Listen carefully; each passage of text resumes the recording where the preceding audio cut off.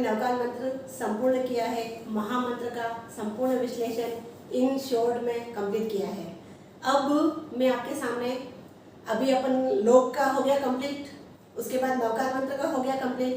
अब अपन चलते हैं 4 कसाय, उसके बाद अपन चलेंगे भगवान महावीर की जीवनी। उसमें छोटी छोटी कहानियाँ हैं, महावीर ने क्या किया नहीं किया, वो सारी कहानी अपन विश्लेषण से चलेंगे। उससे पहले मैं आपको बता दूं 4 कसाय जो जैन धर्म के लिए बहुत ही महत्वपूर्ण बताए गए हैं कि इनको त्याग करना जरूरी है। तो 4 कसाय कौन से हैं? क्रोध, मान, माया, लोभ। 4 कसाय कौन कौन से हैं? कसाय यानी अपने बॉडी के अंदर ये कसाय आने के बाद, क्रोध, मान, माया, लोभ आने के बाद में अपना मन स्थिति यानी मानस बिगड़ जाता है, जिससे अपनी जिंदगी बर्बाद हो सकती है। तो क्रोध, मान, माया और लोभ है ना, ये चारों चोर है। इसको चोर बताए गए हैं कि 4 चोर घर में घुस आए, लूट रहे सामान, अभी तो जाग जरा इंसान, अभी तो जाग जरा इंसान।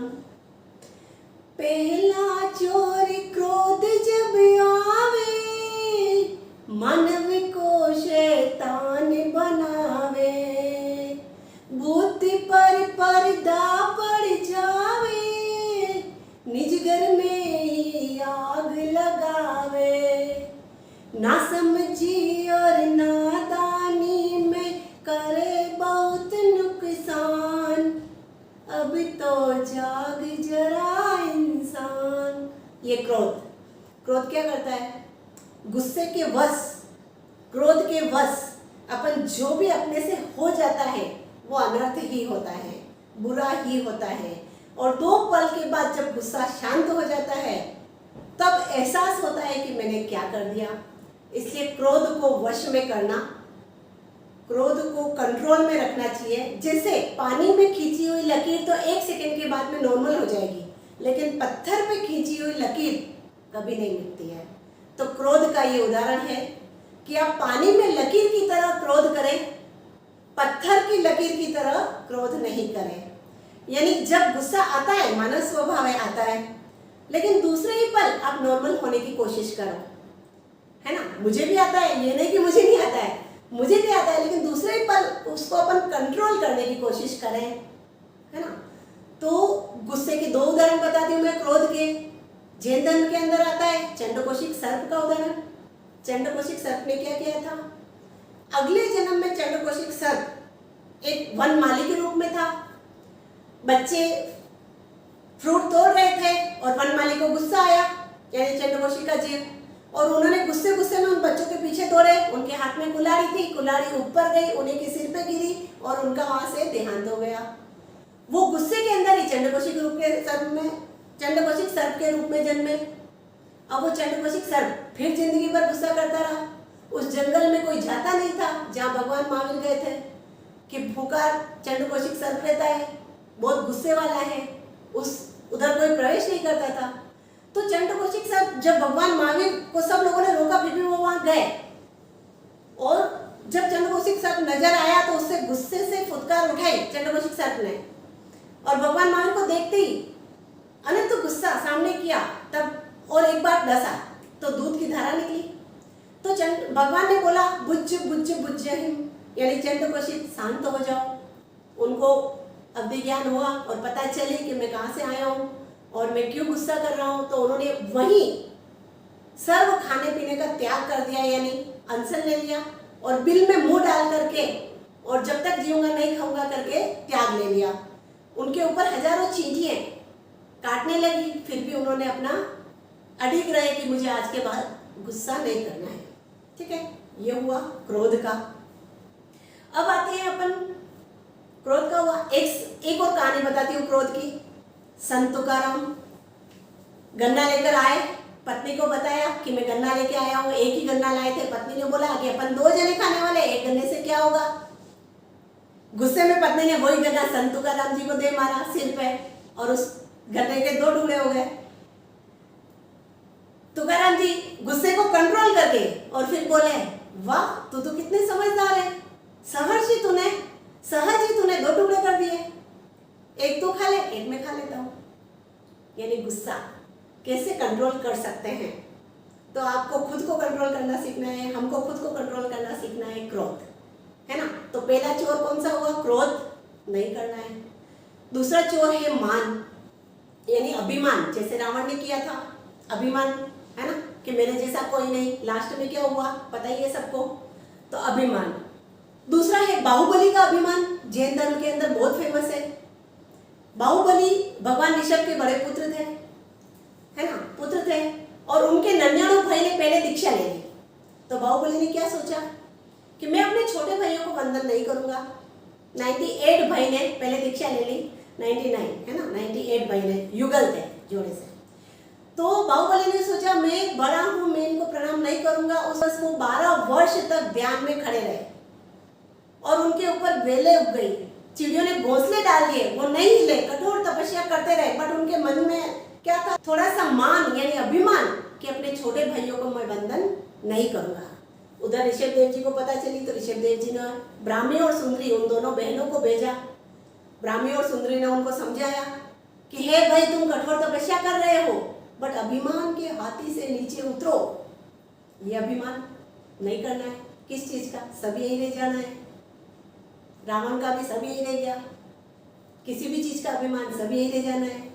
तो हम कोशिश करें कि अभिमान नहीं करें। पहला हुआ 4 चोर, पहला क्रोध, दूसरा मान, तीसरा माया और लोभ। अब तीसरा है माया, माया जाल। बगुला मछली को कैसे पकड़ लेता है? माया जाल में, है ना।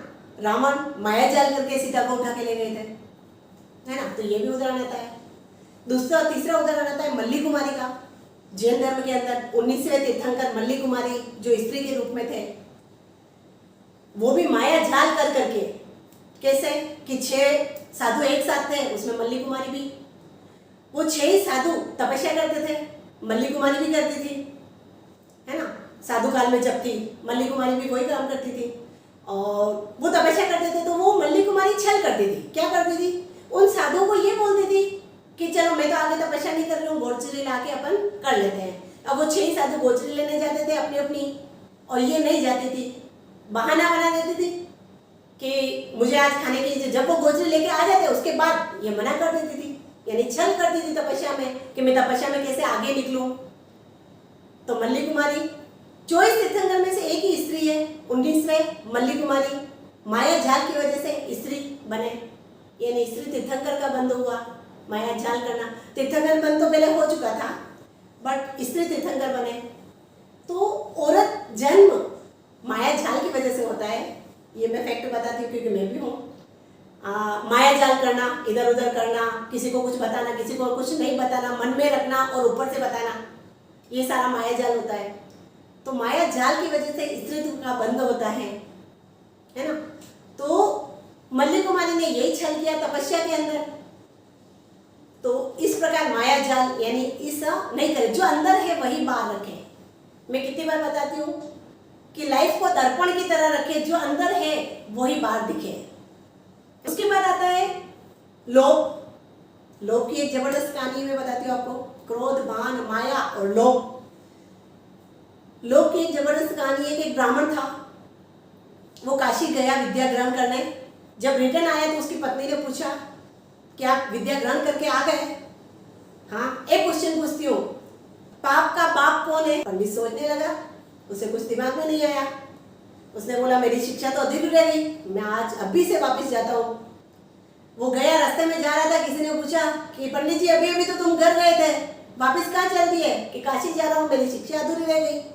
ये बात ऊपर से एक वेश्या सुन रही थी। वेश्या ने उन्हें बुलाया कि पंडित जी मेरी बात सुनिए, क्या हुआ? क्या आप काशी जाकर आए हैं तो मेरे भवन को भी पवित्र कर दीजिए। पंडित जी सोचने लगे, ठीक है 5 सोने की मोहरें दूंगी, मेरे घर को भी पवित्र कर दो। वो 5 सोने की मोहरें के लोभ के चक्कर में घर को पवित्र करने चले गए। फिर धीरे धीरे वेश्या के मन में जगा कि आप मेरे हाथ से पानी पी लीजिए, 10 सोने की मोहरें दूंगी।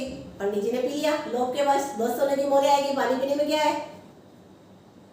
फिर उस वेश्या ने बोला कि मैं 20 सोने के बदले दूंगी, मेरे हाथ से खाना खा लीजिए। वो जैसे ही कवा उठा करके देने लगी और पंडित जी खाने लगे, उस वेश्या ने एक चांदा लगाया। अब समझ में आई अब पाप का बाप कौन है? लोभ। उस वेश्या ने चांदा लगा करके उस पंडित जी को समझाया कि पाप का बाप लोभ है ना। तो ये 4 कसाय हैं, क्रोध, मान, माया, लोभ, है ना। ये 4 कसाय हैं।